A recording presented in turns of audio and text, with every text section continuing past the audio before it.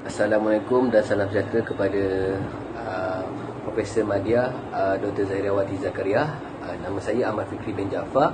Nombor metrik 259563 akan membentangkan tajuk tugasan individu program transformasi kerajaan bagi khusus pembangunan organisasi.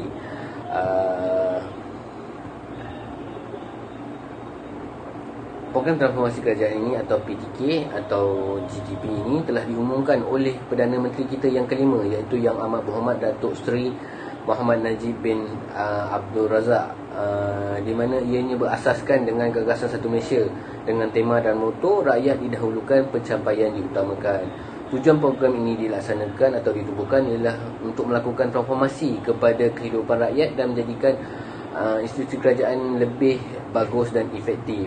Okey, seterusnya objektif utama dia adalah mengesan dan melakukan perubahan kepada beberapa agensi kerajaan yang berisiko serta mengembalikan kepercayaan rakyat terhadap institusi yang berisiko. Antara jabatan berisiko adalah PDRM, Custom, JPJ dan beberapa lagi lah yang berisiko. Okey, selain itu ianya untuk menjadikan Malaysia lebih terkenal di peringkat antarabangsa dengan keadaan yang lebih selamat, supaya meningkatkan kadar pelaburan asing ke dalam negara kita.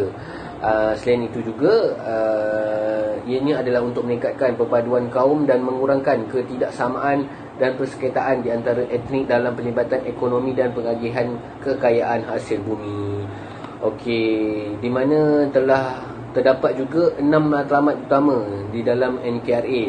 Yang pertama adalah mempertingkatkan kehidupan golongan rakyat yang bertapatan rendah, okey, serta menenangi taraf hidup kemiskinan rakyat.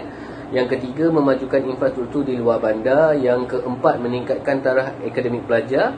Yang kelima, membasmi kegiatan rasuah dan mengurangkan dan menurunkan kadar jenayah. Yang keenam adalah menambah pengangkutan awam di bandar ataupun di luar bandar. Okey, antara perubahan yang telah difokuskan iaitu proses-proses perolehan kerajaan, iaitu sebuah harga dan tender lebih telus dan terbuka untuk mengelakkan risiko yang tadi yang berkaitan rasuah. Yang kedua adalah penggalakan kepada industri kepada di luar bandar dan kampung dengan pembangunan infrastruktur. Dibanyakkan lagi lah, di mana kampung-kampung yang tak ada bas, tak ada apa, ditambahkan bas sehingga ke dalam kampung. Okey, yang ketiga adalah pengurangan kadar jenayah, di mana bagi menjadikan Malaysia lebih selamat agar dapat menarik pelabur asing untuk menjalankan perniagaan di dalam Malaysia ini.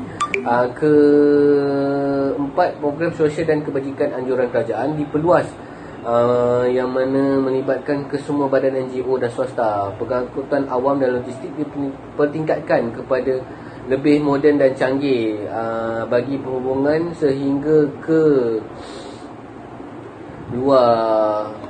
luar negara.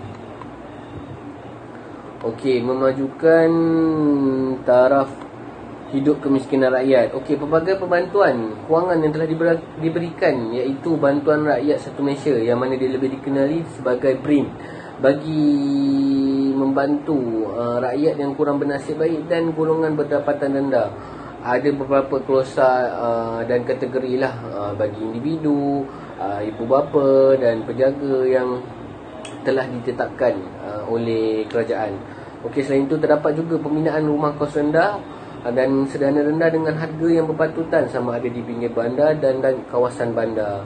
Pendidikan juga telah dinaik taraf bagi memastikan masa depan pewaris atau pelapis rakyat Malaysia sentiasa lebih baik demi bersaing untuk mendapatkan pekerjaan sehingga ke antarabangsa.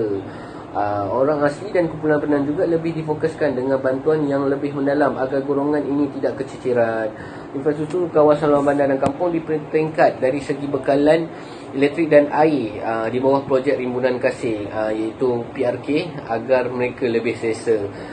Selain itu, komunikasi kejiranan diperkukuh agar menimbulkan semangat kejiranan yang lebih tinggi. Terdapat juga pelbagai program-program kerajaan yang dilaksanakan, antaranya Klinik Satu Malaysia, Balai Polis Bergerak, di mana kesihatan yang ditawarkan harga sehingga RM1 dan proses ini masih dikekalkan sehingga okey, hasil daripada pembentangan tersebut di sini adalah berkaitan kesimpulan daripada program transformasi kerajaan tersebut, iaitu GTP ataupun PTK. Kejayaan program ini dapat dicapai dengan sempurna sebanyak 100% jika kesemua berganding bahu tanpa mengira parti politik dan bangsa. Okey, selain itu, kesemua pegawai dan kaki tangan yang berkhidmat di dalam agensi kerajaan sentiasalah memberi idea yang lebih proaktif supaya berpeluang menerima sebarang pengiktirafan yang sedia ada agar perkhidmatan kepada rakyat dapat disampaikan dengan lebih bagus dan lebih efektif. Selain itu, apabila program transformasi kerajaan ini terdapat berbagai halangan dan cabaran yang agak sukar untuk dielakkan, justru kesemua rakyat sentiasa perlu berganding bahu dan tidak boleh menyerah kalah, serta segala perkara yang telah dicadang dengan sempurna agar ianya tercapai. Untuk mencapai dan pelaksanaan program kerajaan ini juga, semua peringkat di antaranya perlu membuat satu kelainan demi kesenangan bersama dan kepada generasi yang akan datang untuk mendapatkan dan meningkatkan kejayaan negara sehingga ke peringkat antarabangsa. Okey, sekian saja daripada pembentangan saya. Terima kasih Profesor Ahmadiyah Dr. Zahirawati binti Zakaria. Assalamualaikum.